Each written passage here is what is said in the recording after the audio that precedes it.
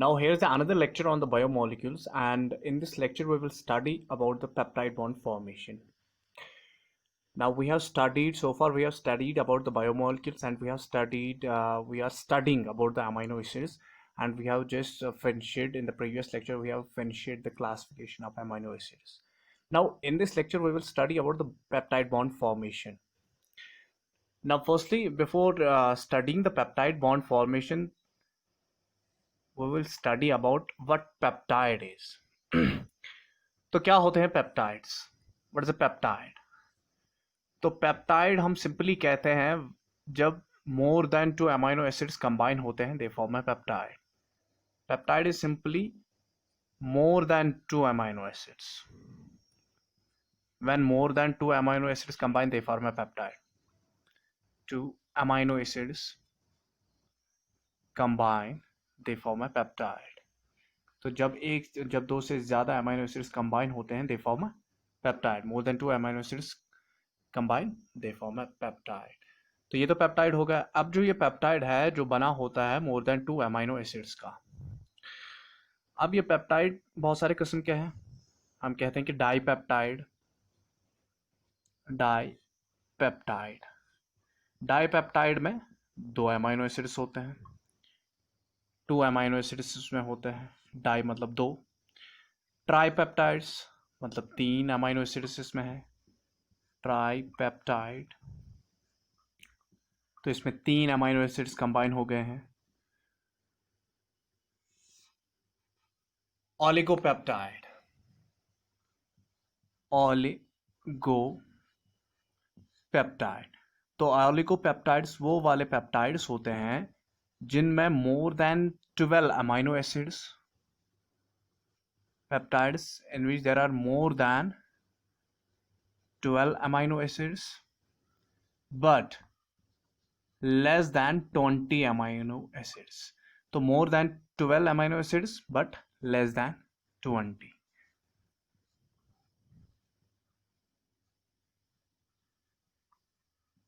less than 20 amino acids. तो एक peptide, oligopeptide, हम उस पेप्टाइड को कहते हैं जिसमें 12 से ज़्यादा अमीनो एसिड्स प्रेजेंट हो बट 20 से कम अमीनो एसिड्स प्रेजेंट होने चाहिए. That means 13, 14, 15, 16, 17, 18, 19. तो इनको हम ऑलिगोपेप्टाइड्स कहते हैं. एक और पेप्टाइड है नोन एज पॉलीपेप्टाइड. पॉलीपेप्टाइड्स किनको कहते हैं? पॉलीपेप्टाइड सिंपली हम कहते हैं जिसमें मोर देन 20 अमीनो एसिड्स हो. More than 20 amino acids. तो एक पेप्टाइड जिसमें मोर देन 20 अमीनो एसिड्स होंगे, तो वो वाला पेप्टाइड, हम उस वाले पेप्टाइड को क्या कहते हैं? पॉलीपेप्टाइड कहते हैं. अब यहां पर देखो आप, कुछ और एक पेप्टाइड होता है that is known as cyclic decapeptide. अब इनके बारे में बताता क्यों हूं, क्योंकि ये इंपॉर्टेंट है. साइक्लिक डेकापेप्टाइड, तो साइक्लिक डेकापेप्टाइड्स,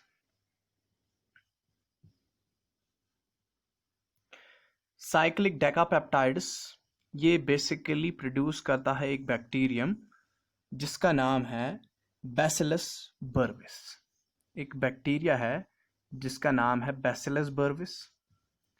बैसिलस बर्विस. तो a bacterium known as Bacillus burvis produces cyclic decapeptides. तो साइक्लिक डेकापेप्टाइड्स, कौन कौन से साइक्लिक डेकापेप्टाइड्स ये बैसिलस बर्विस प्रोड्यूस करता है? वन इज नोन एज ग्रामा साइडिन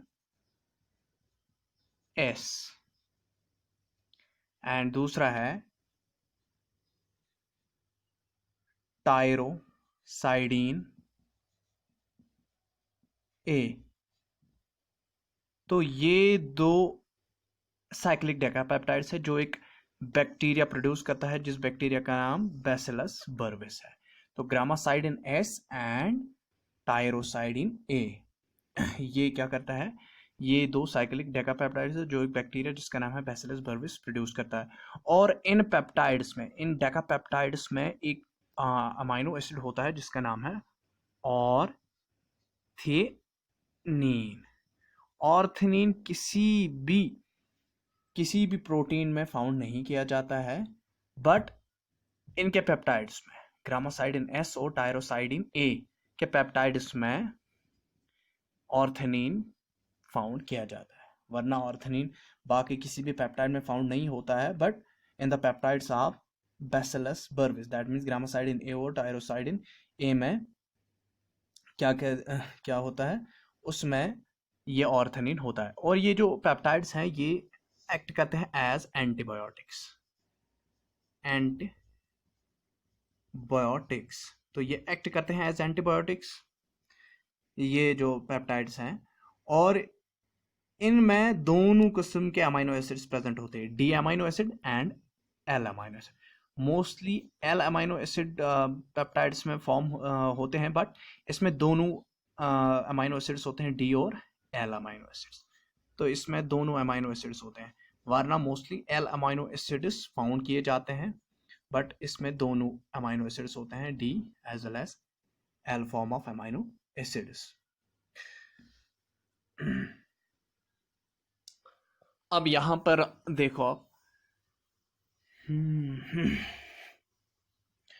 तो कुछ अमाइनो एसिड्स ऐसे भी हैं, कुछ अमाइनो एसिड्स ऐसे भी जो रोल करते हैं, जो बहुत ही इंपॉर्टेंट रोल करते हैं, जैसे कि ह्यूमन्स में है वासोप्रेसिन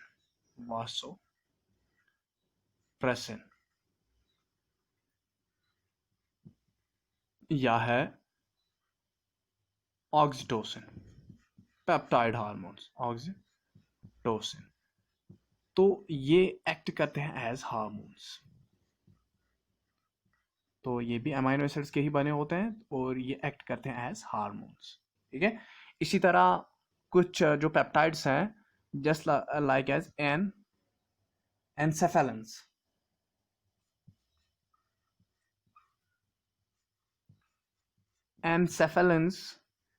ये एक्ट करते हैं as natural pain killers, they are natural pain killers.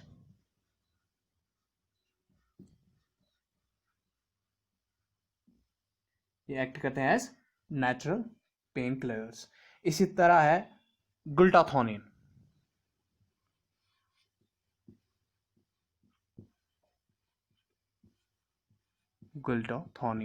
तो ग्लूटाथोनिन ऑक्सीडेशन रिडक्शन रिएक्शंस जो है, जो ऑक्सीडेशन और रिडक्शन रिएक्शन है उनको रेगुलेट करता है। तो ये रेगुलेट करता है oxidation and reduction reactions, oxidation और रिडक्शन रिएक्शंस को ये रेगुलेट करता है। तो दैट मीन्स जो ये पेप्टाइड्स हैं उनके बहुत सारे इंपॉर्टेंट फंक्शंस हैं, ये बहुत सारा इंपॉर्टेंट रोल प्ले करते हैं इन द ह्यूमन बॉडी, और कहीं भी ये बहुत ही ज़्यादा इंपॉर्टेंट रोल करते हैं, चाहे ह्यूमन बॉडी में हो, सेल्स में हो, तो ये बहुत ही ज़्यादा इंपॉर्टेंट रोल प्ले करते हैं। तो अब देखो यहाँ पर मैंने अभी जिक्र किया था पॉलीपेप्टाइड्स का, तो मैंने कहा था एक लॉन्ग चेन जब हो जाती है एक अमाइनो एसिड्स की, तो जैसे कि 20 से ज़्यादा अमीनो एसिड्स जब कंबाइन होते हैं तो वो एक पॉलीपेप्टाइड चेन बनाते हैं। तो पॉलीपेप्टाइड चेन में आपको याद रखना है कि पॉलीपेप्टाइड चेन में दो एंड्स होते हैं, एक एन टर्मिनल एंड होता है और दूसरा होता है C terminal end. N terminal end C terminal end, दो एंड्स होते हैं एक पॉलीपेप्टाइड चेन के, N terminal end C terminal end. अब एन टर्मिनल एंड जो है, तो यहां से हम फर्स्ट अमाइनो एसिड यहां से हम कैलकुलेट करते हैं। फॉर एग्जाम्पल NH2C, यहां पर H, यहां पर R ही मैं लिखूंगा, और यहां से C डबल बॉन्ड O, फिर यहां N, ये दूसरा amino acid HC, HR, C double bond O और OH। फॉर एग्जाम्पल ये क्या है, ये दो अमाइनो एसिड्स हैं, तो इसी तरह जब लंबी चेन होती है तो एक पॉलीपेप्टाइड फॉर्म करती है। तो पॉलीपेप्टाइड में दो टर्मिनल्स होते हैं, दो एंड पॉइंट्स होते हैं, N terminal end C terminal. तो जो पहला वाला अमाइनो एसिड होता है उसको हम कैलकुलेट करते हैं फ्रॉम द एन टर्मिनल। तो यहाँ पर पहला वाला अमाइनो एसिड ये है, तो दिस इज, ये पहला वाला अमाइनो एसिड है, तो ये एन टर्मिनल एंड से पहला वाला अमाइनो एसिड होता है। वाले जो लास्ट वाला अमाइनो एसिड होता है पॉलीपेप्टाइड चेन में, वो सी टर्मिनल एंड पर होता है।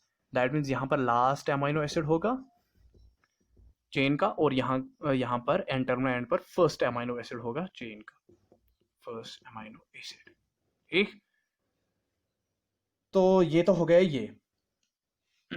अब चलते हैं हम पेप्टाइड बॉन्ड की ओर। Now we will move towards the peptide bond. अब पेप्टाइड बॉन्ड जो है ये सिंपली एक बॉन्ड होता है बिटवीन द अमाइनो एसिड्स। जो पेप्टाइड्स और पॉलीपेप्टाइड्स होते हैं ये लीनियर होते हैं और अनब्रांचेड पॉलीमर्स होते हैं, जो बने होते हैं किनके, अमाइनो एसिड्स के ही बने होते हैं, और ये अमाइनो एसिड्स एक दूसरे से कंबाइन हुए होते हैं bye peptide bonds. That mean जो ये पेप्टाइड्स हैं, या अभी हमने जिक्र किया पेप्टाइड्स का, तो पेप्टाइड्स हो या पॉलीपेप्टाइड्स, चाहे पेप्टाइड्स हो, डेका हो, या ओलिगोपेप्टाइड्स हो, या पॉलीपेप्टाइड्स हो, तो दोनों में ये अनब्रांचेड होते हैं। पेप्टाइड्स और पॉलीपेप्टाइड्स दोनों अनब्रांचेड होते हैं, लीनियर होते हैं, स्ट्रेट, दैट मीन्स लीनियर, अनब्रांचेड होते हैं। और ये बने होते हैं, किनके बने होते हैं, इनका बिल्डिंग ब्लॉक जो है, इनका बिल्डिंग ब्लॉक अमाइनो एसिड ही है। तो ये अमाइनो एसिड्स जब एक दूसरे के साथ बाइंड होते हैं, किन से, by a bond known as peptide bond. तो सिंपली मैं पेप्टाइड बॉन्ड को बोलूंगा कि पेप्टाइड बॉन्ड एक बॉन्ड है बिटवीन द अमाइनो एसिड्स। एक पॉलीपेप्टाइड चेन में जो अमाइनो एसिड्स एक दूसरे से बाइंड हुए होते हैं, वो किस बॉन्ड से बाइंड हुए होते हैं, पेप्टाइड बॉन्ड से बाउंड हुए होते हैं। अब ये पेप्टाइड बॉन्ड जो है, पेप्टाइड बॉन्ड कैसे बनता है और किस किस के दरमियान बन जाता है। फॉर एग्जाम्पल मैं यहाँ पर एक अमाइनो एसिड ले रहा हूँ, तो इसमें है अपना आर, यहाँ से है, और इसको है COH यहाँ से, और NH2 है यहाँ से। तो देखो यहाँ पर COH group, NH2 group, H और R, ठीक है। तो ये दैट मीन्स अगर मैं R यहाँ पर मिथाइल ग्रुप लगा दूं CH3, तो 4 डिफरेंट ग्रुप्स एक सेंट्रल कार्बन के साथ अटैच हैं, तो ये क्या बन जाएगा, अल्फा, ये बन जाएगा कायरल कार्बन, जिसको हमने कहा कायरल कार्बन, या इसके साथ इसको हम कायरल कार्बन भी कहेंगे। और इस कार्बन के साथ एक साइड से NH2 ग्रुप है, अमाइनो ग्रुप है, दूसरी साइड से कार्बोजाइलिक ग्रुप है, तो दोनों वो सेंट्रल कार्बन के साथ अटैच है। तो इसको हम कहते हैं अल्फा कार्बन। तो ये अल्फा कार्बन हो गया, बन गया ये अल्फा कार्बन। तो ये तो हो गया alpha carbon, this is now alpha carbon. अब अल्फा कार्बन के साथ कार्बोजाइलिक ग्रुप भी अटैच है और NH2 ग्रुप भी अटैच है। तो इसको मैं कहूंगा, कार्बोजाइलिक ग्रुप को मैं कहूंगा it is alpha carboxylic group. इसको मैं कहूंगा अल्फा कार्बोजाइल ग्रुप, ठीक है, क्योंकि ये अल्फा कार्बन के साथ अटैच है। और NH2 ग्रुप ये भी अल्फा कार्बन के साथ ही अटैच है, तो उसको कहूंगा मैं अल्फा अमाइनो ग्रुप, ठीक है। अब जो पेप्टाइड बॉन्ड फॉर्म होता है, पेप्टाइड बॉन्ड हमेशा दो अमाइनो एसिड्स के दरमियान ही बन जाता है। और ये अमाइनो एसिड्स के किन चीजों के दरमियान बन जाता है, ये बन जाता है एक अमाइनो एसिड के alpha carboxylic group, alpha carboxylic group of one amino acid,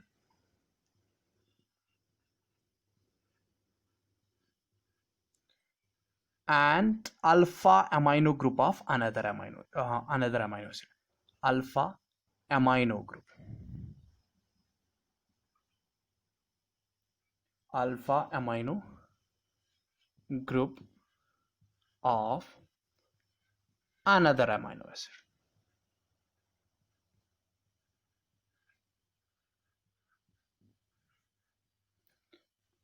another amino acid, तो एक अमाइनो एसिड का कार्बोजाइलिक ग्रुप और दूसरे अमाइनो एसिड का अमाइनो ग्रुप, तो इनके दरमियान एक बॉन्ड क्रिएट हो जाता है, that bond is known as the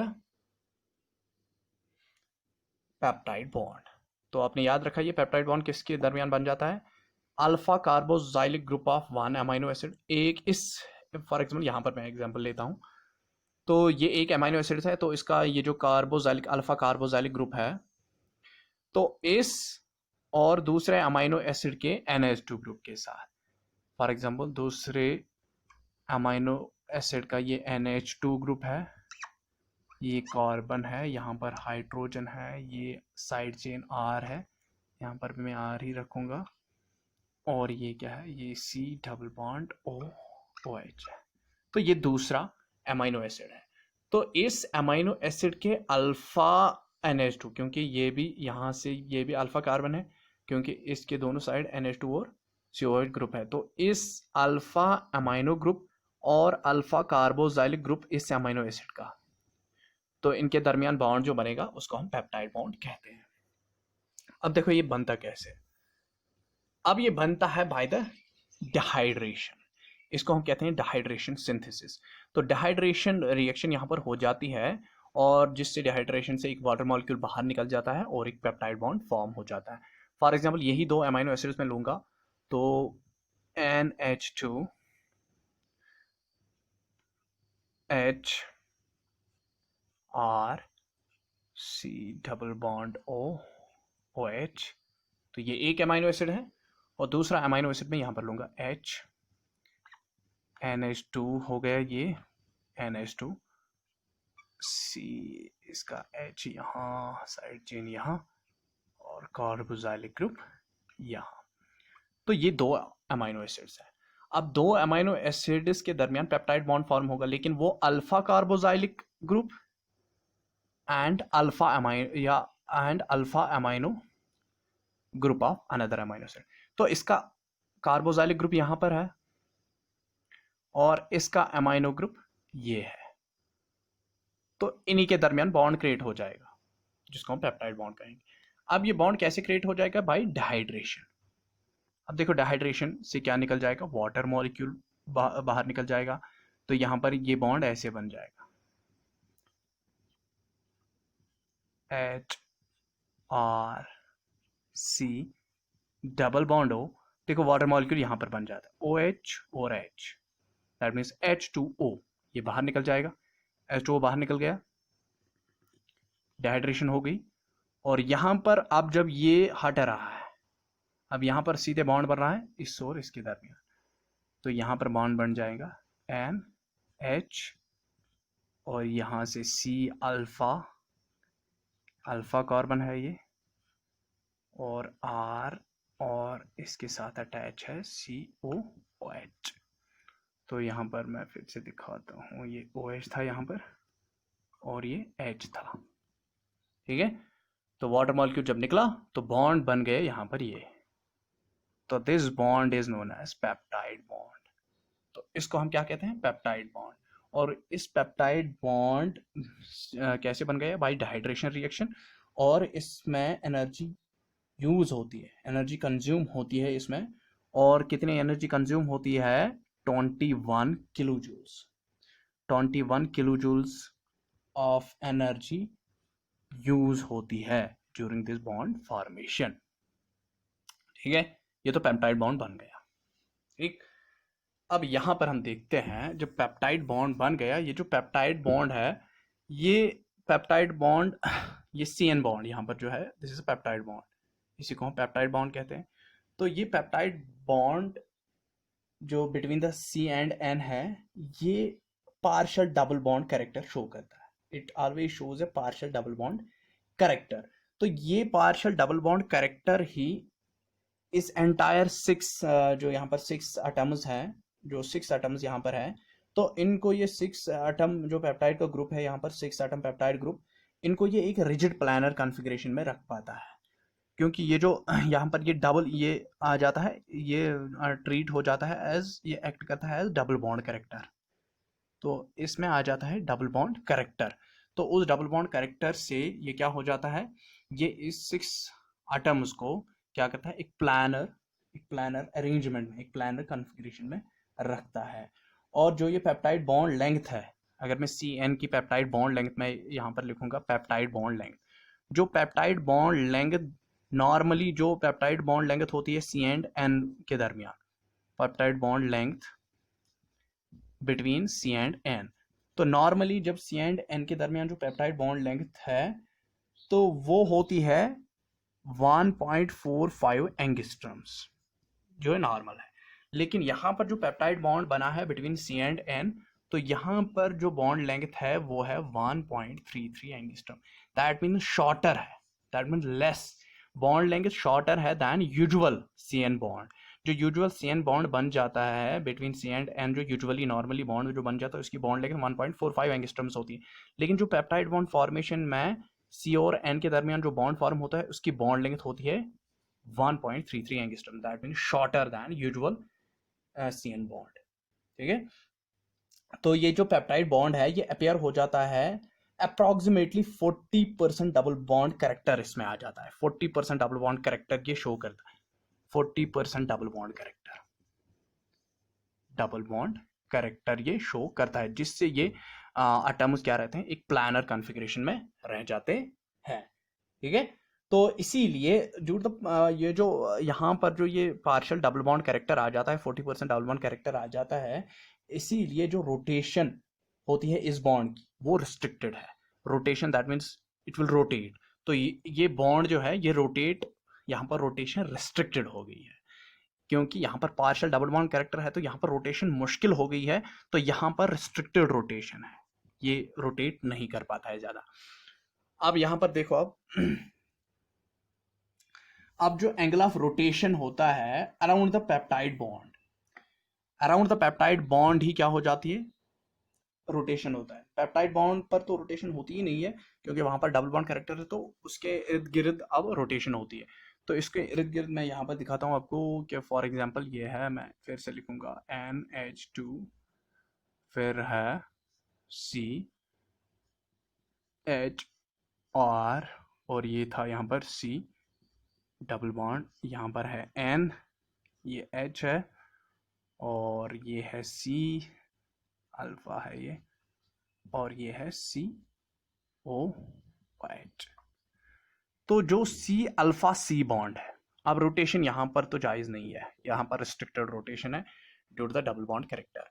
अब C अल्फा और C के दरमियान रोटेशन होती है, C अल्फा C, जो bond between C alpha C है यहाँ पर रोटेशन होती है, और between N and C alpha, between C alpha and या N C alpha, C alpha N, तो इस वाले जो C अल्फा N है यहां पर रोटेशन होती है। तो जो ये रोटेशन होती है सी अल्फा सी और सी अल्फा एन, इनके दरमियान जो रोटेशन हो जाती है, तो जो एन अल्फा सी है या सी अल्फा सी है, सी अल्फा सी को हम दिखाते हैं, इसको हम कहते हैं psi angle, it is known as angle psi, psi angle हम इसको कहते हैं। और जो रोटेशन होती है सी अल्फा एन, तो इसको हम फाई एंगल करार देते हैं, साई एंड फाई एंगल्स हम इनको कहते हैं। तो यहाँ पर ये साई एंगल है, तो रोटेशन जो हो जाएगी तो हम कहेंगे कि एंगल साई की रोटेशन कितनी रोटेशन हो गई। और यहाँ पर जो एन अल्फा सी है जो रोटेशन होती है, हम इसको डिनोट करेंगे बाय फाई एंगल। हम कहेंगे कि एन अल्फा सी के जो फाई एंगल है वो क्या है, या साई एंगल का वैल्यू क्या है। तो इन एंगल्स का तो रोटेशन यहाँ पर पॉसिबल है और रोटेशन यहाँ पर पॉसिबल नहीं है because of the double bond character. तो अब जो ये रोटेशन यहाँ हो रही है दैट मीन्स साई एंगल और फाई एंगल, तो इनकी रोटेशन के वैल्यूज, जो रोटेशनल वैल्यूज हैं वो +180 डिग्री से -180 डिग्री तक होते हैं। तो रोटेशन वैल्यूज जो हैं, जो साई और फाई के वैल्यूज होंगे वो होंगे +180 टू -180 तक। तो इनके वैल्यूज साई और फाई के वैल्यूज +180 से -180 के रेंज में होते हैं। और कुछ स्टीरिक इंटरफेरेंस की वजह से जो एटम्स होते हैं एक पॉलीपेप्टाइड बैकबोन में, और जो अमीनो एसिड साइड चेन्स होती है, तो उनकी स्टीरिक हिंड्रेंस की इंटरफेरेंस की वजह से जो बहुत सारे वैल्यूज हैं वो प्रोहिबिटेड, हाँ, जो वो प्रोहिबिटेड हो जाते हैं। अब जो ये एंगल्स, जो एंगल वैल्यूज जो between the psi and phi जो एंगल वैल्यूज है, तो ये first of all GN Ramachandran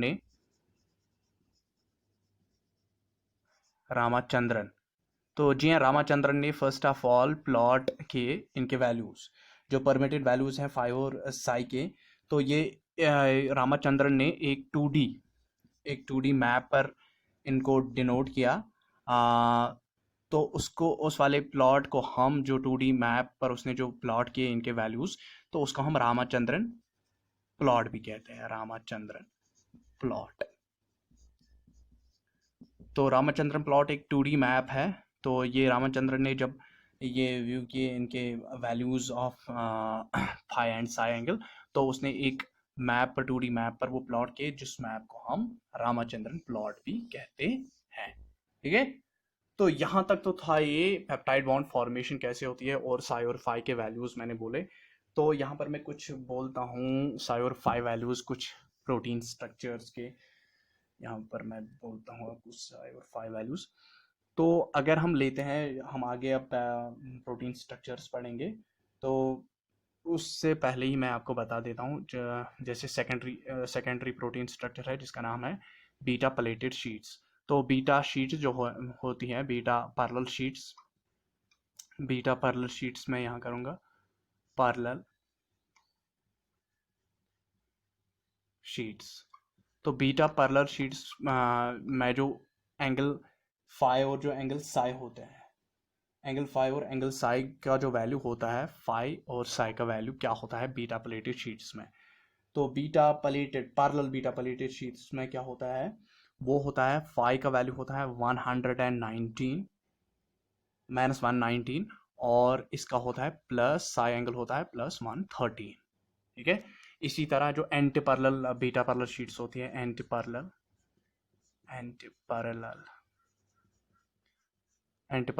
beta sheets जो होती है, एंटी बीटा पैरेलल शीट्स, तो उनका वैल्यू क्या होता है, उनका वैल्यू होता है -139। फाई का वैल्यू होता है -139, और साई का वैल्यू होता है +135।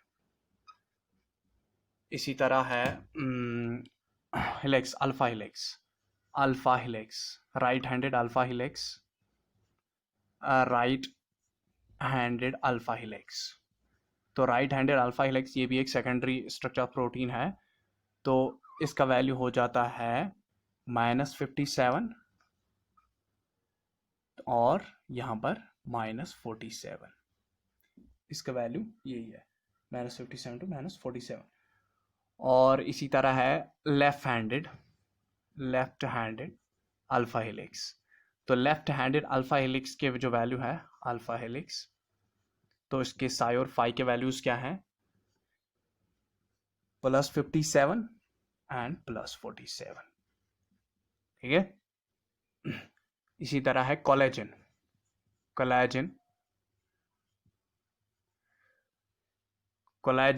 जो एक ये है, एक ये है पॉलीपेप्टाइड ही है कोलेजन। तो कोलेजन में अब जो वैल्यू है, कोलेजन में वैल्यू होता है -51, फाई का वैल्यू -51 होता है, और जो साई का वैल्यू होता है -153। ठीक है, तो ये तो कुछ वैल्यूज है, बड़े ही इंपॉर्टेंट वैल्यूज हैं, ये आपको याद रखने हैं, क्योंकि जब भी रामचंद्रन प्लॉट आ जाता है, तो ये रामचंद्र प्लॉट में आपको पता होना चाहिए कि बीटा पैरेलल शीट्स जो हैं, तो उनका फाई वैल्यू -119 है, और साई का वैल्यू +113 है। तो आप इजीली बताओगे कि किस क्वाड्रेंट में ये पॉसिबल है। वहाँ पर एक क्वाड्रेंट आ जाता है, तो जैसे क्वाड्रेंट ऐसे आ जाता है, यहाँ पर एक क्वाड्रेंट ऐसे आ जाता है, इसका वैल्यू यहाँ से 180 और -180, तो इन्हीं के बीच साई और फाई का वैल्यू हो जाता है, और फिर यहाँ पर ऐसे 0 हो जाता है, और फॉर एग्जाम्पल 60 है यहाँ पर, 120 है यहाँ पर, तो ये है ऐसे ही यहाँ पर भी है -60 -120। तो फिर 4 क्वाड्रेंट्स बन जाते हैं। तो फिर इसी तरह हमें दिखाना होता है कि किस क्वाड्रेंट में कौन सा आएगा। तो आपको एंटी पैरेलल बीटा शीट्स में -139 फाई का वैल्यू होता है, और साई एंगल का वैल्यू +135 होता है। राइट हैंडेड अल्फा हेलिक्स में -57 फाई का वैल्यू होता है, और साई का वैल्यू -47 होता है। लेफ्ट हैंडेड अल्फा हेलिक्स में +57 फाई का वैल्यू होता है और +47 साई का वैल्यू होता है। और कोलेजन में -51 फाई का वैल्यू होता है और +153 साई का वैल्यू होता है। तो ये तो थी बॉन्ड पेप्टाइड बॉन्ड फॉर्मेशन। तो आगे जाके हम पढ़ने जा रहे हैं अब प्रोटीन स्ट्रक्चर्स।